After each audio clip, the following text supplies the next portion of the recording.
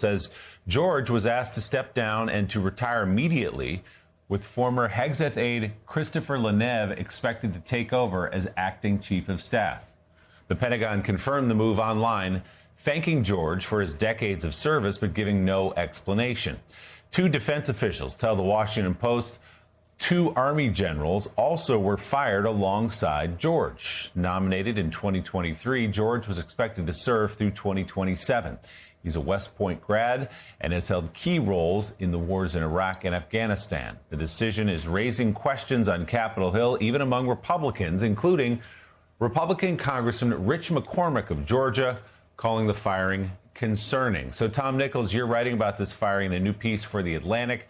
You write this, quote, even in less dangerous times, the public still would have a right to answers about such an unprecedented purge of the senior U.S. military ranks. George is not the first general to get an unwanted retirement invitation from an irate civilian leader.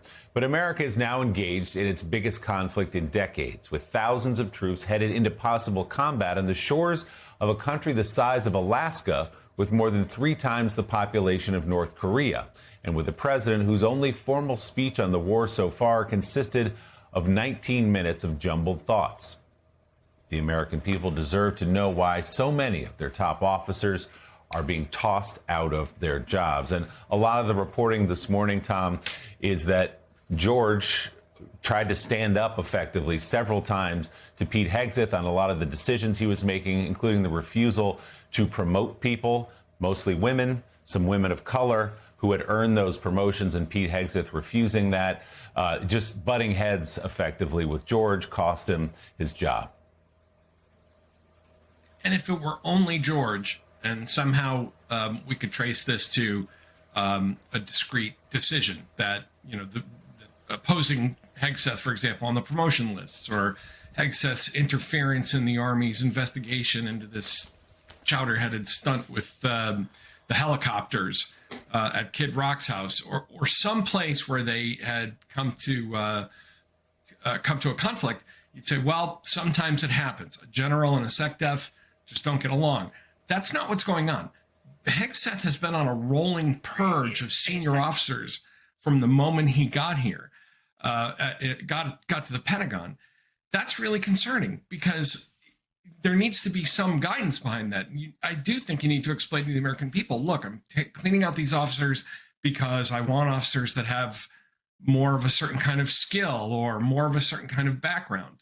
And instead, it seems like this is in particular an animus against the Army, which, Hegseth has some pretty bitter feelings about as a passed over major who later said that the Army literally, he wrote that it spit him out. And also against kind of the American high command in general. This goes back to the day when he dragged 800 generals and admirals into an auditorium and, said, new sheriff in town, everybody's got to lose weight. So I think this is a real concern about what kind of political project here is causing, or personal issue for that matter, is causing Hegseth to try to clean out these top ranks. It's really disturbing, and it's especially disturbing when we're in the middle of a war. The elements of the 82nd Airborne could be in Iran. And you just fired the Army Chief of Staff with no explanation, no accusation of wrongdoing, no accusation of incompetence or disloyalty. The American people have a right to know what the heck's going on.